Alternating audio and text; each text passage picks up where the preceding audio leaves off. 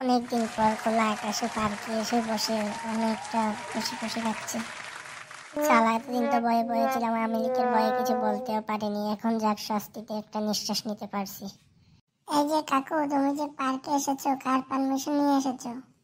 আরে শালা, পার্কে আসতে আবার কিছু পারমিশন লাগে কেন? তুমি কি ভুলে গেছো নাকি পার্কে আসতে যে পারমিশন লাগে তুমি তা জানো না? এই বেটা, দেশে কি সরকার আছে নাকি? সরকারের তো আমরা দৌড়িয়ে দিয়েছি। এখন আমাদের কাছ থেকে আবার টেট নিতে আসবে চাঁদা? বল। ওরে কাকু, তুমি তো মনে হয় ভুলে গেছো আমি সমন্বয়ক। চাঁদা দাও, না হলে পার্কে থেকে তোমাকে বের করে দেব। ওরে শালা, তোদের জ্বালা তো দেশে থাকাই যাচ্ছে না। একবার সমন্বয়ক, একবার আওয়ামী লীগ, তোদেরকে তো দেশ ছাড়া করতে হবে রে। আওয়ামী লীগ সরকারকে দেশ থেকে বিতাড়িত করছে, এখনো 6টা মাস হয়নি, এখনই তোরা চাঁদা নিয়ে ব্যস্ত হয়ে পড়ছিস।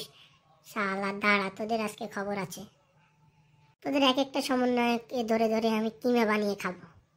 দাঁড়াও, তুমি দাঁড়াও, আমি বাকি সমন্বয়কদেরকে ফোন করে বলছি। তুমি চাঁদা না দিয়ে যাবে কোথায়? এই বন্ধু, কয়টা হুন্ডা আর কয়টা লোক নিয়ে তাড়াতাড়ি পার্কে চলে আয়। একটা দাদু এখানে চাঁদা দিচ্ছে না।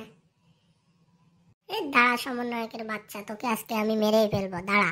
ওরে বাপুরে কাকু, মনে হয় খেপছে, আমি পালাই। দাঁড়া হতচ্ছাড়া, তোকে আজকে পেলে আমি মেরে একদম তোর পিঠের চাল তুলে নেবো সমন্বয়কের বাচ্চা।